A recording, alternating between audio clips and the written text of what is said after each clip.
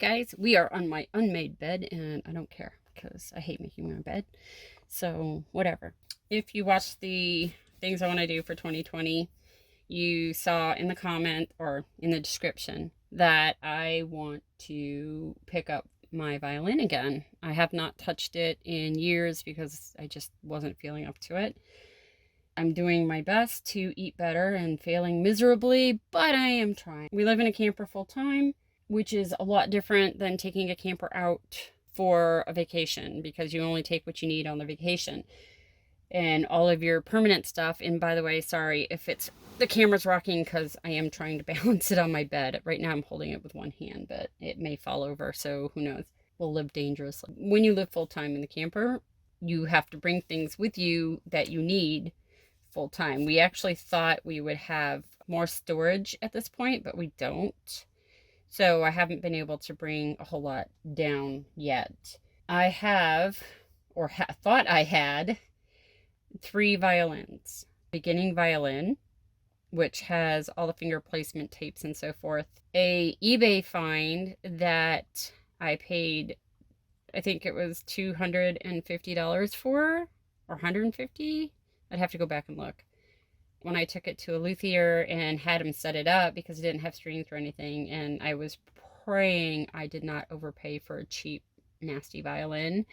He's a fiddler. He was a fiddler. He's no longer alive. He asked me if I wanted to try it, and I said, well, technically, I'm not really good. I'm just beginning, and I saw this, and I really liked it, and I took a chance on it. He said, how much did you pay for it? And I told him, expecting him to yell at me, and he said, you got a great deal. And he said, do you mind if I play it? I said, well, no, because I knew he already had to play it in order to test it. So I said, go ahead. And he played a fiddle tune on it, and my jaw hit the floor. This thing sounded fantastic. He said, you did good. You did real good. Can I buy it off of you? I said, no, because I want that. It sounded really, really good. My leg's going to sleep because oops, sorry. Oh dear. He tried. He offered me $800, and I'm like, okay, you're offering me $800 for a violin I bought for a couple hundred on eBay. It's got to be worth more than that. And it was worth not a whole lot more. It was worth more like $1,200. And I said, no, I'm keeping it. It is, to this day, my favorite violin out of the ones I have. Because of that, I did not bring it with me. I was afraid it would get ruined. So I left it behind in Maine, and I left my Yamaha silent violin in Maine as well, because it was not a cheap violin either. And I brought my cheapo student violin with all the finger tapes on it.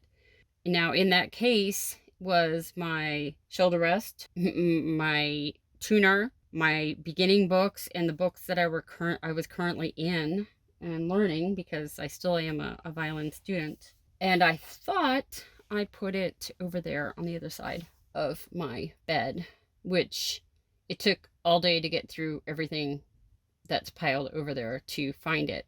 I looked at this and it says Kennedy Violins. My first thought was, I don't remember that being on my case. I'm almost positive there were no words on my beginning violin case, and I honestly can't even tell you what brand that violin is, because this isn't it. I have no idea where this violin came from. Well, I do now, but when I found it. So I opened it. First, I looked through. Let me see if I can get this one-handed so the camera doesn't fall. Oops, that is not the zipper I wanted. Okay, so I looked through, and I thought, okay, there are absolutely no books in here, which the violin that I brought with has books in it.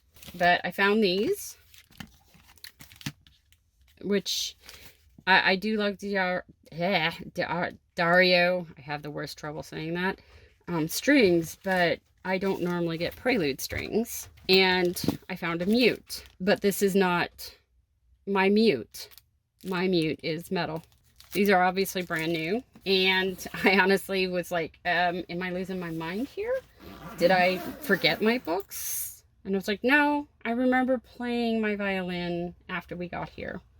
So I unzipped it, and opened it, and this is a brand new violin that has never been touched.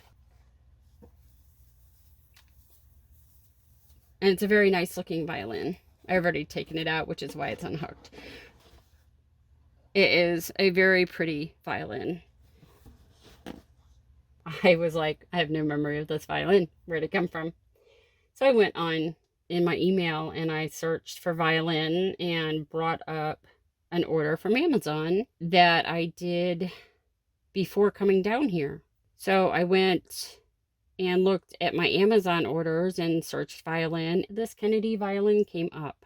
This is a Kennedy Brunel. I think that's how you pronounce it. Not only did it come with this and the rosin, it came with other things, but they're not in the case. Which means I took those things and put them with my student violin, which I still can't find.